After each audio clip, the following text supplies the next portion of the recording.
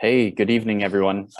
Thank you for tuning in today. My name is Spencer Ruckty, and I'm the author events manager here at Third Place Books in Seattle, Washington. On behalf of the store, I'm so pleased to welcome you to tonight's conversation between Brian Evenson and Lincoln Michel, who are here to talk about Brian's new collection of stories, The Glassy Burning Floor of Hell, out now from Coffee House Press. And to celebrate the day, I, of course, am wearing my Coffee House Press experimental books about death t-shirt. Through virtual events like tonight's, Third Place Books is fortunate to continue connecting readers with authors in an intimate setting. We sorely miss having authors in our stores, but we're very grateful at the same time to have this new platform that brings our growing event series to you in your homes all across the world. So thank you again for supporting independent bookstores from the bottom of my heart. Before we begin, I have a few events I'd like to plug from our forthcoming events calendar. We're very excited to launch Kira Jane Buxton's new novel, Feral Creatures, on publication day this, August 24th. And in addition to this virtual launch, we're actually hosting our first in-person signing in over 17 months with Kira Jane Buxton on August 29th, the following Sunday, at the Lake Forest Park Farmers Market. So come swing by, bring your reusable totes for vegetables if you're in the area. And on September 22nd, in collaboration with our friends at Elliott Bay Book Company and Village Books in Bellingham, we're hosting a ticketed event with Ruth Azeki for her new book, The Book of Form of Emptiness, in conversation with Karen Joy Fowler. You can find out more about our events and see our full events calendar at our website, thirdplacebooks.com, where I also encourage you to sign up for our email newsletter. In a couple of minutes, I'm going to be sharing a link in the Zoom chat below to purchase tonight's featured book, The Glassy Burning Floor of Hell. If you're in the Seattle area, you can order this book online and pick up in the store, or you can just swing by any one of our 3 locations at Lake Forest Park, Ravenna, or Seward Park to get your copy. If you're not local, we also happily ship all across the country. During tonight's event, I'd also like to remind you that the chat window at the bottom of your screen is open, and we encourage you to use it respectfully. Tonight, we also have time for your questions. So if you have questions for our authors this evening, please submit those in the Q&A window below, which is separate from the chat window at the bottom of your screen. We also offer closed captioning for those who are interested. Just hit the live transcript button at the bottom of your window to turn this feature on and off. And finally, as you may have experienced during virtual gatherings, technical issues may arise. If they do, we'll do our best to resolve them quickly, so thank you for your patience and understanding. But overall, thank you so much for sticking with us during this virtual era. It's strictly because of you that this author series is even possible. Now let's introduce tonight's speakers. Brian Evenson is the author of a dozen books of fiction, including the story collection A Collapse of Horses, The Father of Lies, the novel Last Days, and The Open Curtain, which is one of my favorites in Evenson's immense body of work, and was also a finalist for an Edgar Award and an International Horror Guild Award. His more recent book, Song for the Unraveling of the World, won a Shirley Jackson Prize and was a finalist for the Los Angeles Times Ray Bradbury Prize, amongst others. One of my favorite things about Brian's body of work is that he's also, in addition to being able to write in almost every genre, he's also an accomplished translator and has translated the works of Jacques Jouet, Eric Chevillard, Antoine Volodine, and Willa Draeger, and others. Joining Brian in conversation tonight is Lincoln Michel, the author of the short story collection Upright Beasts and the co-editor of the anthologies Tiny Crimes and Tiny Nightmares.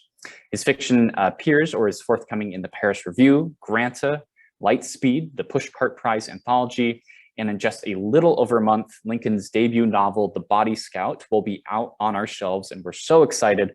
And I'm going to be sharing details about where you can pre-order Lincoln's timely sci-fi thriller in the chat below tonight. The topic of tonight's discourse is, of course, the glassy burning floor of hell. It's one of my sincerest pleasures as a person who works with and sells literature as a day job to hear people talk about Brian Evenson's work in hushed tones. From story to story, you really have no idea what room or even genre you're walking into. His books are serious and moral, the kind that have just as much to say about the history of the violent history of American religion as they do ecological horror or the monstrous, self-destructive nature of our species. And I have to say, this collection here contains some of my favorite of his stories to date. So without further ado, thank you for taking time out of your busy evenings to be with us. It's such a pleasure for me to welcome Brian Evenson and Lincoln Michel. The stage is yours. Thank you. Thanks so much. Appreciate it, Spencer. Lincoln, how do we want to start? Do you want me to go ahead and read to start, or do you have things you want to say to begin with? I mean, I'm very excited to be here, but no, yeah, I think you should start with the story.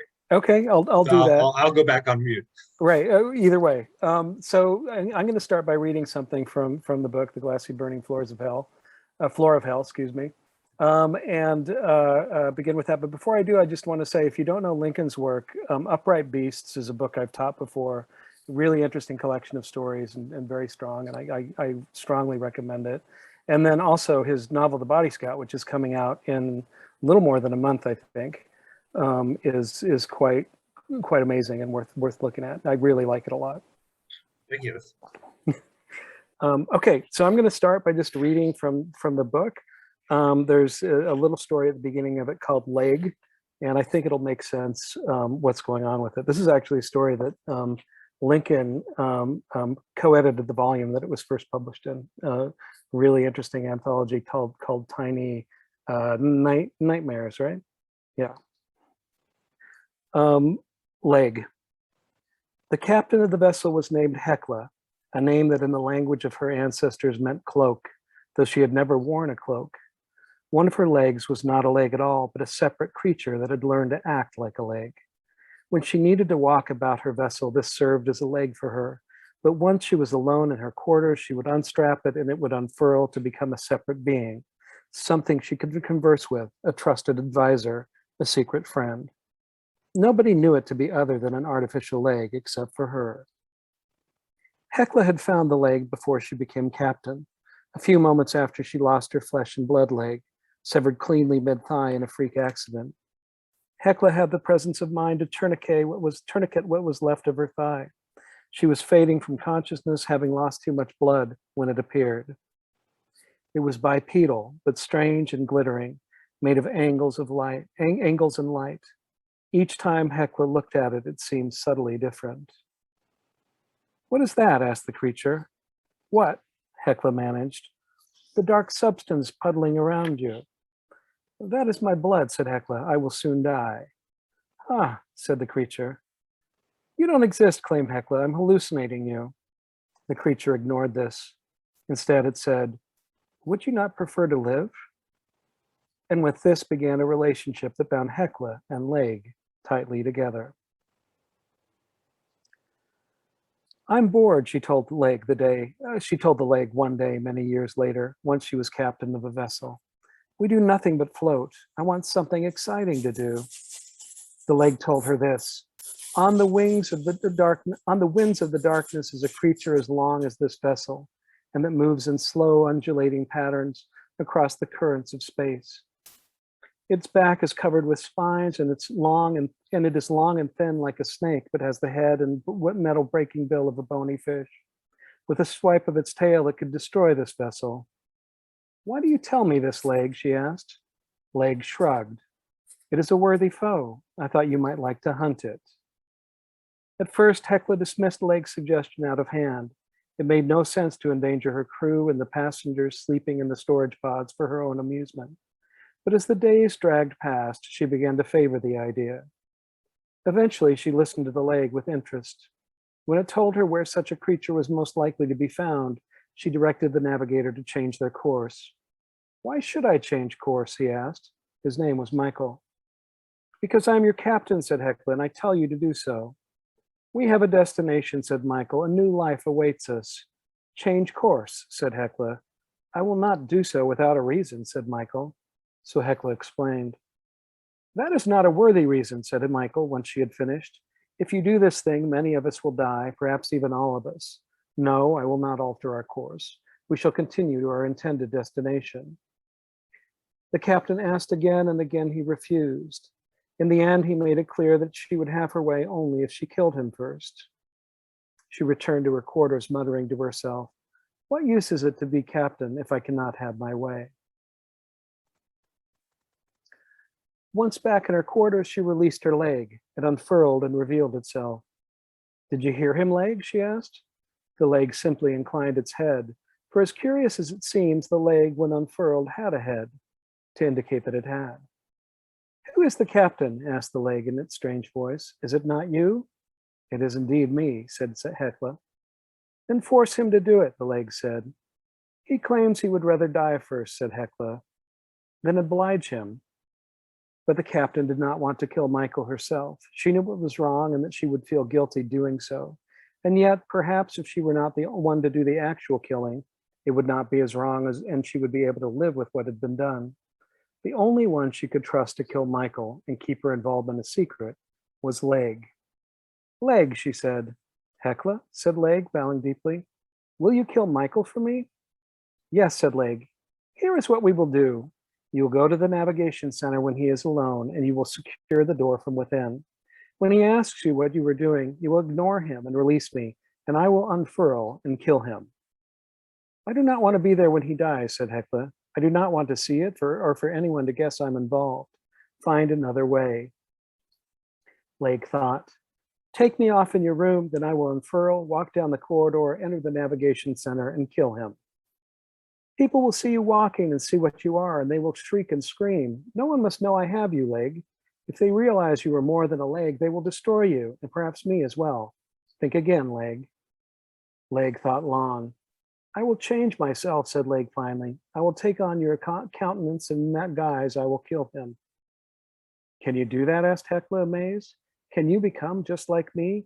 Yes, and act like you too, but only if you grant me permission. And so Hecla did. As she watched, Leg underwent a transformation, taking on first her height and figure and then the specifics of her features. In the end, there was nothing to tell the two of them apart except that the captain was missing her prosthetic, and Leg, in becoming captain, had thought to give itself what seemed to be an artificial leg. When Hecla looked upon this perfect replication of herself, a shiver ran through her. Go, she said, kill him. I go, said Leg, and left. Leg went through the door and into the passageway. It walked slowly toward the navigation center where Michael was. This was the first time it had been out of the captain's quarters on its own. This was the first time it had been away from the captain since Leg had found her. Leg enjoyed how this felt. Leg arrived at the navigation center. Michael was there, alone. It's no use trying to convince me, said Michael. I won't change my mind. I'm not going to try to convince you, said Leg, and killed him.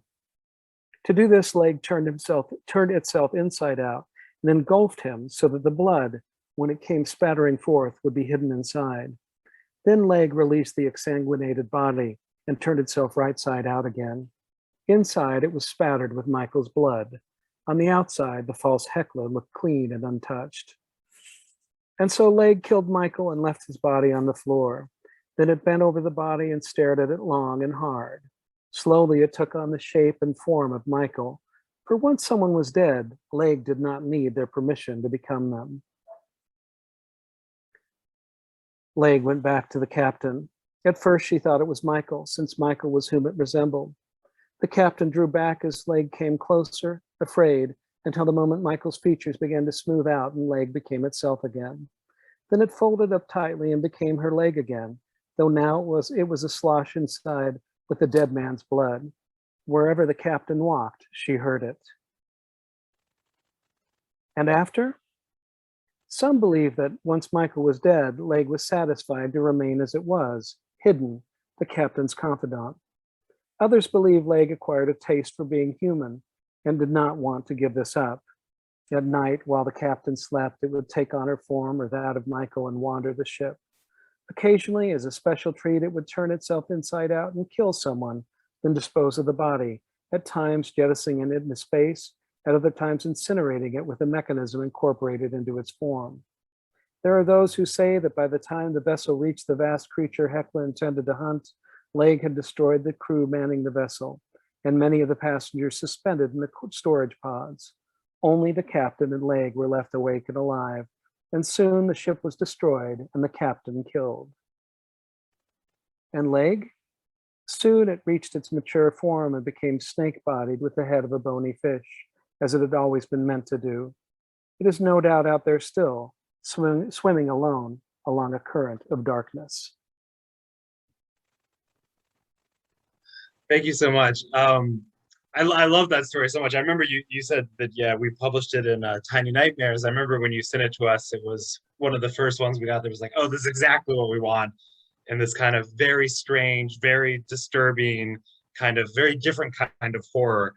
Also, in the middle of your reading, it suddenly broke into thunder and rain where I am, so that felt very appropriate.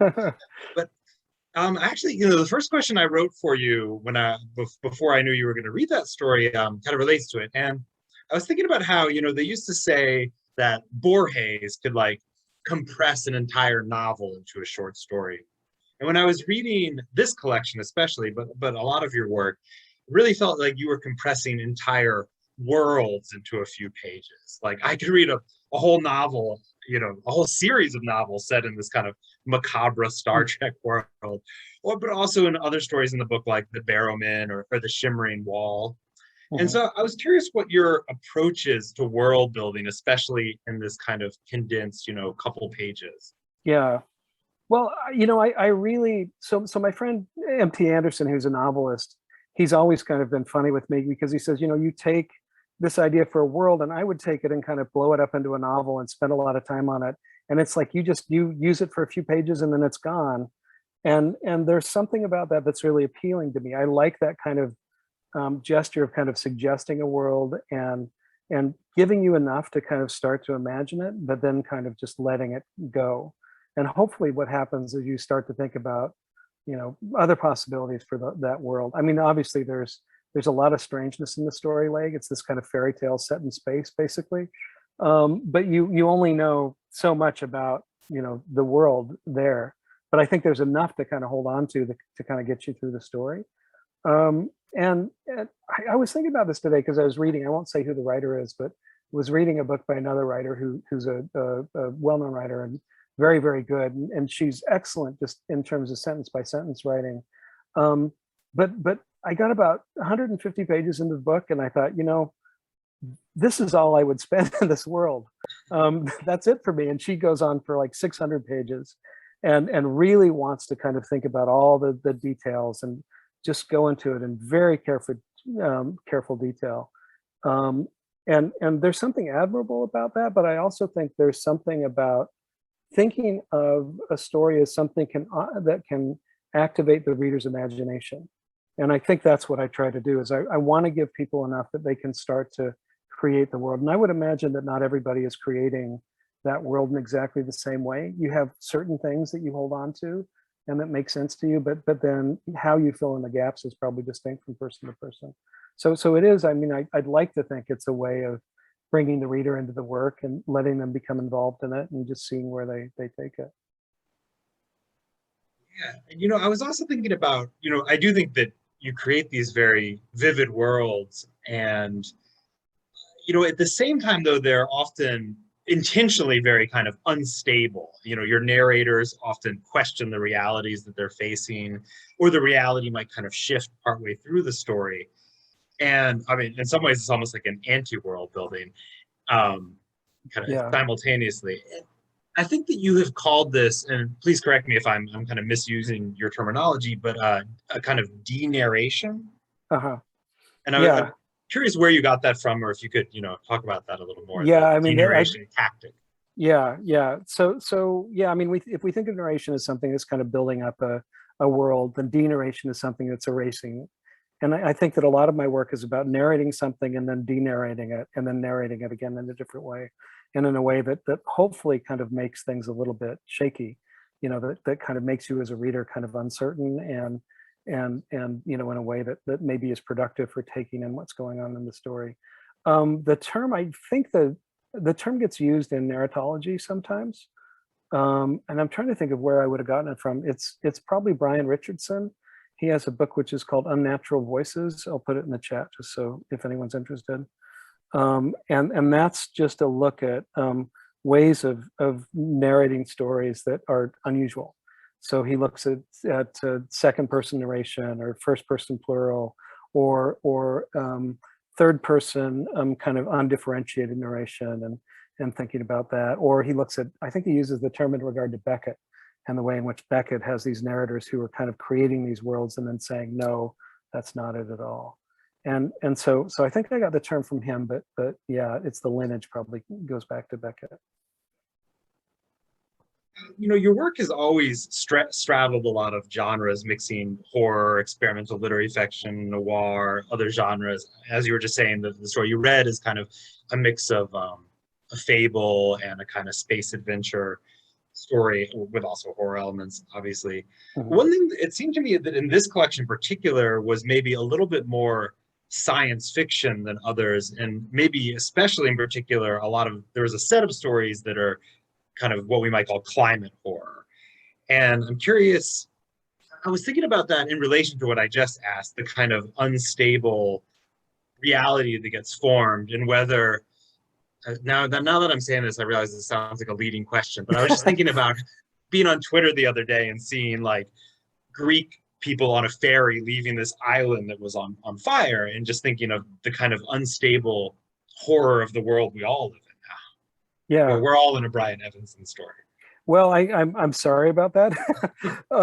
Yeah, I mean, I do feel like, yeah, I mean, there is something about this book that I don't think it's responding like directly to our current moment, but it's certainly influenced by our current moment pretty heavily.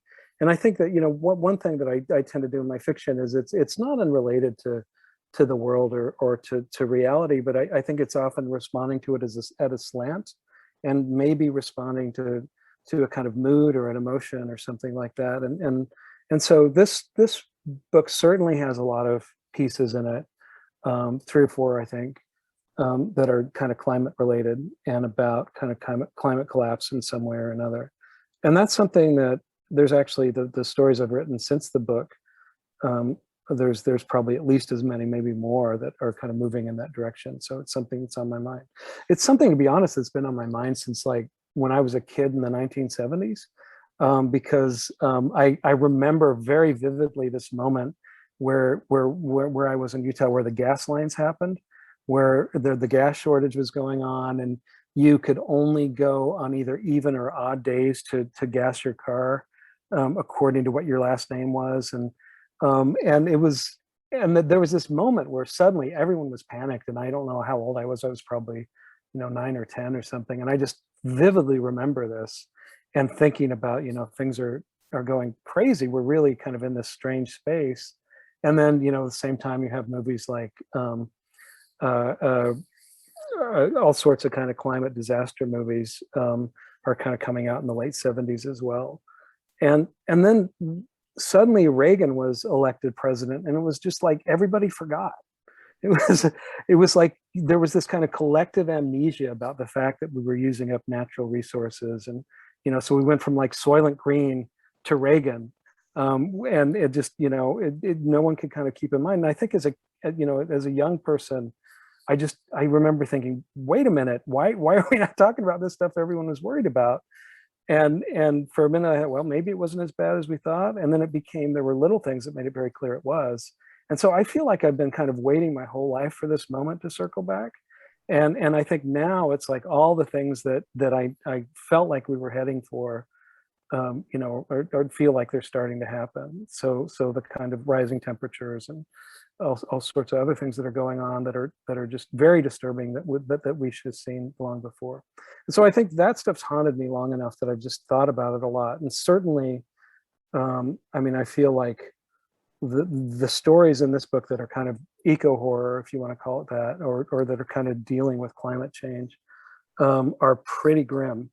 And the characters in them, really are quite grim about it too. And I think one character at one point suggests that probably it would be better for every other species on the earth if humanity died out, which I think is actually true. But as a human, I would really prefer not to die out.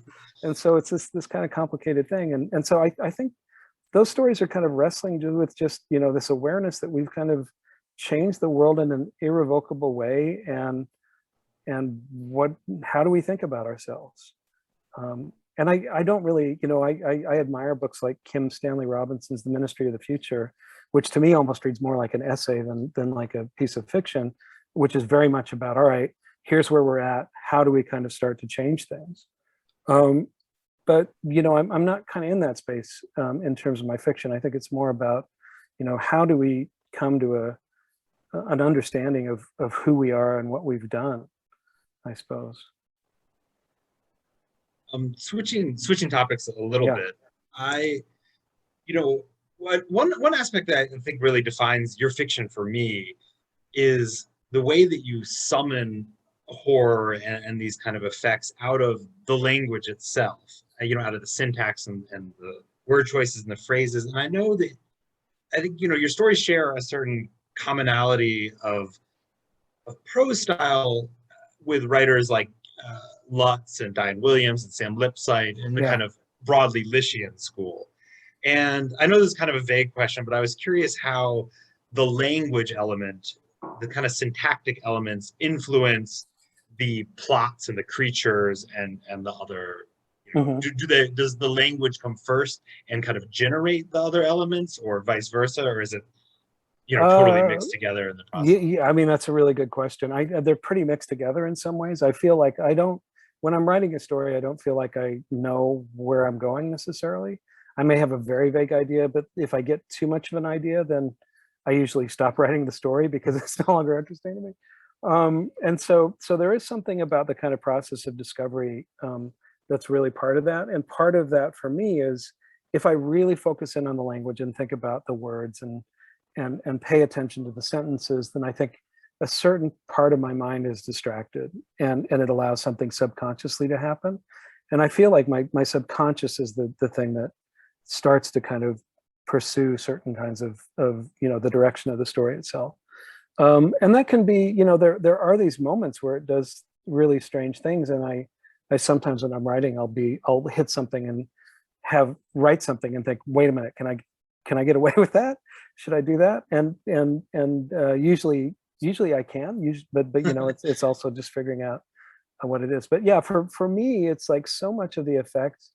I feel like a big part of what I do is about mood and about kind of creating a certain space for the viewer to kind of the reader to occupy and to feel something. So there's a certain amount of empathy there, and there's a certain amount of tension that's created by the mood. And so much of the mood is communicated by little choices in the language. And so a good part of my process is just small changes, trying to get certain sounds to come out, or trying to get a certain rhythm there, or making it so things happen in a particular way through the language itself. I hope I'm not butchering this, but it's Poe that has that kind of famous quote about how a short story should have every line build towards one mood, right? Yeah. Is Right. that kind of your feeling when you're writing? Like there's a very specific mood that you want to infuse the entire piece? Yeah, I mean, I feel like the mood comes out very quickly, but it's also like the surprise of the piece continues through the piece. And so hopefully, I almost never know where a piece is going to end up when I start writing it. And often, I mean, especially, I think actually if you read my fiction, there's moments where you'll find me writing kind of very careful descriptions of like a house or a place or a room. And I think that those are the moments when I don't know where I'm going, and my mind is I'm occupying myself with that stuff, and my mind is figuring out where I'm actually gonna go. And then usually something interesting will happen. And so the first draft of a story, anytime I'm writing a draft of a story, the structure is really important to me. And I try to get the kind of structure of the story, the beginning and the ending in place, and then the kind of progression. And then in later drafts, it's, sometimes the story usually it gets a little shorter, but the larger building blocks of the story don't change much. And that may be, so I guess I think, I think about structure, I think about language, and then, I think about, often I'll start with a name, like the story I just read, the name Hecla, and knowing that name has this connotation of cloak was something that was really important to me. But I think that story actually probably started just with the first language, or first sentence, excuse me. Oh, I said that. And then I could just go on from there. Yeah. I'm glad you brought up the names, because that's something that also feels like a very distinct Brian Evenson element, is your naming. I think I wrote some down that I like from this collection, and I probably will butcher the pronunciations, but yeah, Hecla, Mormor, Bots, Grower, Jussel, Festus. Yeah. And I know before you've talked, some of the names you get from Scandinavian sources, right? Do you have Yeah. like a go-to way to come up with names, or they just kind of come to you in different ways? Random. I mean, I collect names when I see them. I sometimes look at Scandinavian and Germanic baby naming sites for names, and then when I do that, I pay very close attention to the kind of connotations of those names, and sometimes those will lead me somewhere. That's something that almost never changes when I write a story. Once I have the name, sometimes the story will stop for as long as a day while I'm trying to figure out what the character name should be. Um, but once I have a name, I almost never change it after that. I mean, this story, the lake story I read is strange because there's a character named Michael in it. And the weird thing is my names are so like these kind of, you know, Scandinavian and Germanic names that have these weird sounds and hard sounds, at least to the American ear. And so a name like Michael, almost by contrast, sounds weird, even though it's Yeah, like a totally I normal felt name. that. Yeah.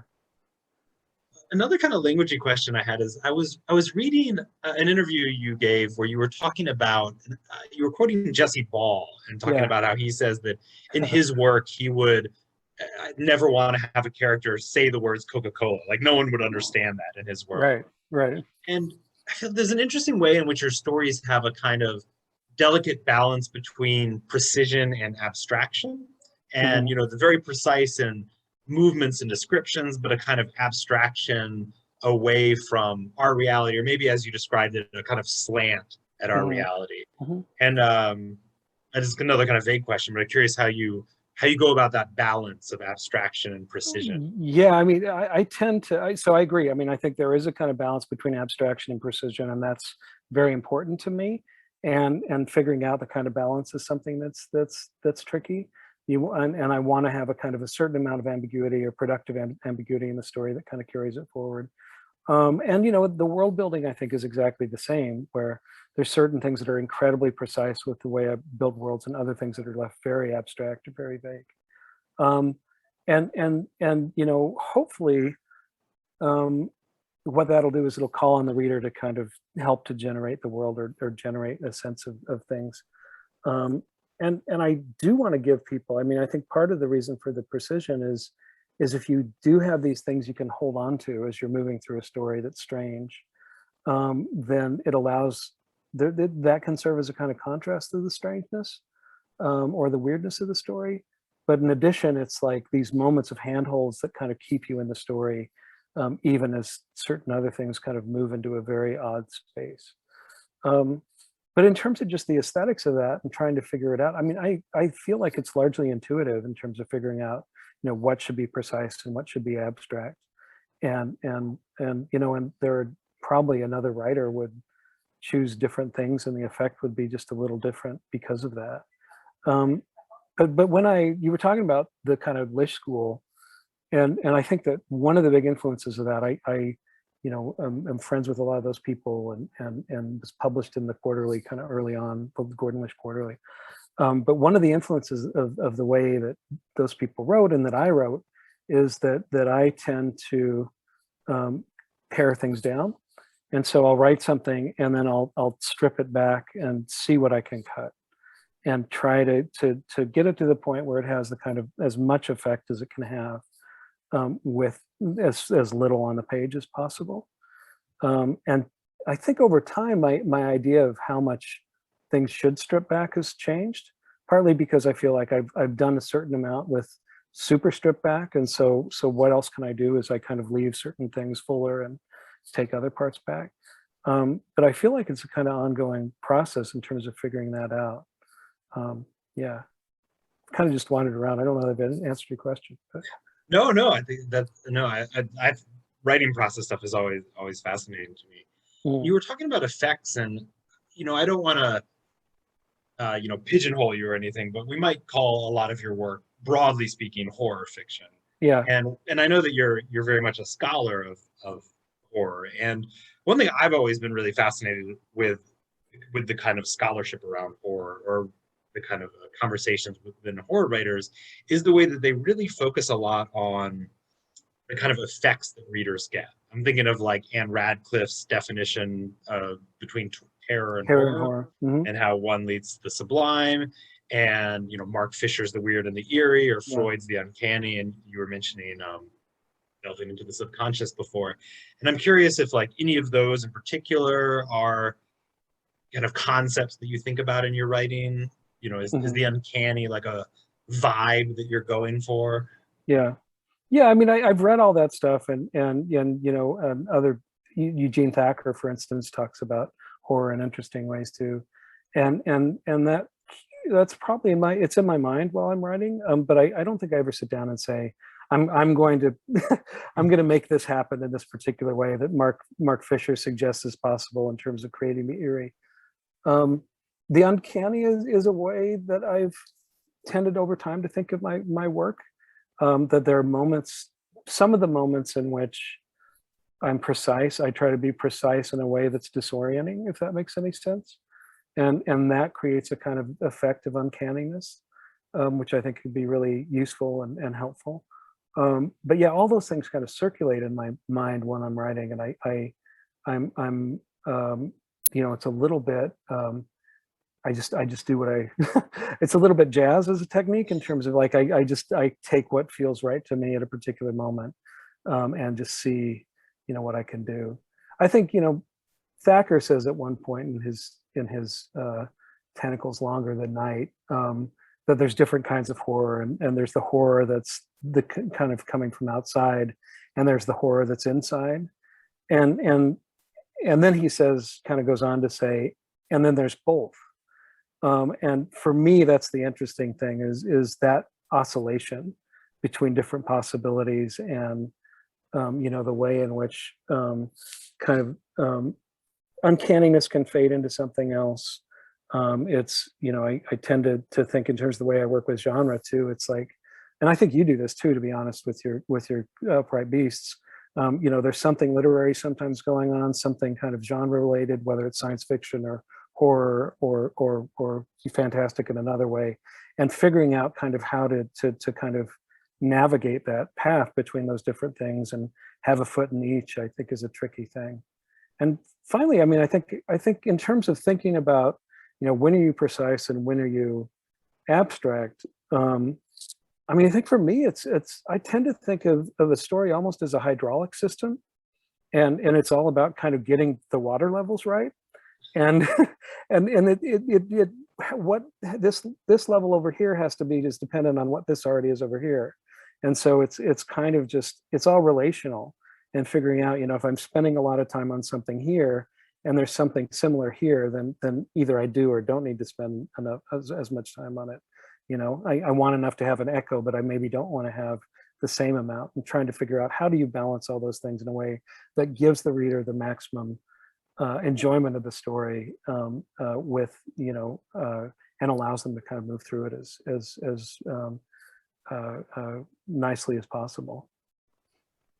Yeah, you brought up genre, and like how one brings in a genre elements and how that's balanced. And I remember one time we were talking when I visited your classroom many years ago, and you were mentioning how some of these kind of 60s and 70s postmodernists, there were kind of some of the first genre bending writers, so to speak, that there was a little that you loved a lot of their work, but there was maybe a little disappointment in that their use of genre was kind of purely as material. Like they weren't interested in like truly writing a horror story. It's like, oh, these elements can be used for a kind of fun postmodern thing. Right.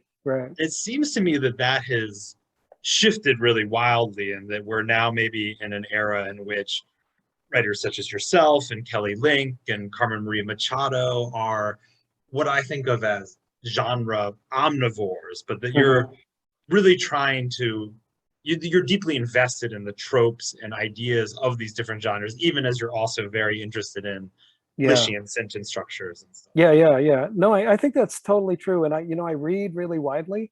And I feel like I read more widely now that I'm in my 50s than I did when I was in my 20s and 30s. And it was partly just, that was like, I was not encouraged in college when I was a student to read widely. I was like, there's literary fiction and then there's everything else, and you should really focus on this. You know, it was only kind of as time went on that I started to return to the things I'd grown up with. I grew up reading a lot of science fiction and fantasy, and really being fed by that. And I think it's always been a kind of strand in my work. But you know, as time went on, I kind of rediscovered that and rediscovered the love for that. But yeah, I love some of those postmodern writers like Coover and other people. But it is true that they seem to think of genre as something to be used rather than something that they, you know, really enjoy or want to replicate in some way or want to participate in some way. And I don't know. I mean, I don't want to bring genre into literature. I want to have a foot in literature and a foot in genre, and show that the wall between them is not a wall. You know, that there's a, you know, you can pass back and forth all the time, and what we think of as being solid is really not, you know, and it's very mixed, in fact, ultimately. I very much agree with that. I don't know if I have time for another question or if we're in the audience Q&A. Yeah, go ahead, ask another question, and then I'll pop back up, and we can go into audience Q&A. Cool. I didn't have another one prepped. I was just kind of asking, but I'll toss out to you one thing that I do think, because I imagine that there's probably some other writers in the chat, and I do think that, you know, another thing that you're very good at is you're very productive. You know, I think many writers are very jealous with the number of stories you write and stuff. And I'm just curious what your process is like in terms of whether maybe you work on multiple stories at the same time, or you sit down and finish one and turn to the next, or no, I work on all sorts of things at once. And so I'll be working on a novel and at least one story, sometimes several stories. And I kind of just move back and forth. If I feel like if I get stuck in something, I might go to the other thing. And, you know, I used to write every day, and now I tend to be more of a burst writer, partly just because for various lifestyle reasons, I guess. And so I have these moments where I can write a lot in a day, and other days where, because of school or I told you earlier, I'm working in the TV room, and it's hard sometimes to find time to focus on that stuff. And so it's just like finding the kind of time and moment that allows me to write. I think also when I was first writing, I made the mistake of having kids really young. It's not a mistake. I'm glad to have my kids, but I had two children when I was like in my 20s. And so I had to, and I was in graduate school. And so I had to kind of figure out, you know, how do I do graduate school and write and have a family? And I got very efficient at using like little bits of time. And I'm still pretty good at that. I mean, I'm a little more tempted by cat videos now than I used to be, but I can, you know, generally I can make that work a little bit. You know, I can kind of just, if I have a few minutes, I can take advantage of it. So before we go to the Q&A, maybe we can, I just wanted to say, I hadn't realized you like Kobo Abe until I read your book, who I think is just an amazing writer. And he's also, he moves in every direction, but in a very different way than a lot of Western writers. Oh yeah, I love his work. Have you read his science fiction book, Enter Ice Age 4? I haven't, but I haven't read that one. I really love Secret Rendezvous and The Ruined Map and Arc Sakura. Everything I've read, I thought it was great. Yeah, I'm a huge fan. Well, I think you would like Enter Ice Age 4. Cool. I think it was maybe the first Japanese science fiction novel, or at least I read that somewhere. And it does a weird thing where it kind of crosses like 10 sci-fi subgenres, but I won't spoil it. No, I have it, so I'll read it for sure. But yeah, anyway, sorry, I didn't mean to derail. No, that's great. Hi everyone. I'm back here to moderate the audience Q&A portion of this event. If you have questions, do submit them in the Q&A window at the bottom of the screen, and I'll start reading them off here. Brian, I did have a quick question for you. Lincoln was just talking about how, I mean, prolific you are when you have so many stories and you have so many collections that come out every year. When you're coming up with premises for these stories, where are you collecting them? Are you collecting them are you writing them down? Are you keeping track of these things in a document? It just seems like you're working on so many things at once. So it would be crazy to keep track of them all at once. You know, for years, I used to just have a little notebook that I'd keep like little fragments of ideas in. And I get a lot of ideas actually reading other people. And I'll kind of hit a moment in a piece of fiction where I think, oh, this could have gone this other way. and my mind will kind of start working on that, and often something will come out of that, or there'll be a moment of language in somebody's Yeah. work that makes me think of something and start something spinning for me. At this point, I keep it on my phone. I just have a notes thing on my phone, and periodically I'll put something in there, but it ends up being weird because it's like it's mixed in with my grocery lists and things like that. So it'll say, so like this is the note story: a man in a guest house comes in one day to find that the others elderly have taken off their faces as if they were masks, and that's it. And below that is information on a heat pump that we're thinking about. and so it's this weird kind of movement back and forth between these random notes and these moments, quotes from people. And if I feel like I'm stuck, or I don't know what I want to write, or I want to start a story, but I don't know what, I'll kind of go to that file and just see what's there. But I actually really like sitting down with no idea what I'm going to write with a blank page. Yeah. And initially that was really terrifying, but as time's gone on, I found it really liberating to just try stuff and see what happens. And ultimately, some of the stories I like the very best have come out of that. Yeah. Well, thank you. Yeah. Thank you, Brian, for that answer. I appreciate that. I think people are usually surprised that writers are also very contemporary people and use things like the Notes app on their phone. It's always very clarifying. So we have a question from Terry Clark. Thank you for your question, Terry, who asks, is there a genre you haven't worked with yet that you're interested in? That's a great question, Terry, and nice of you to come tonight too. Appreciate it.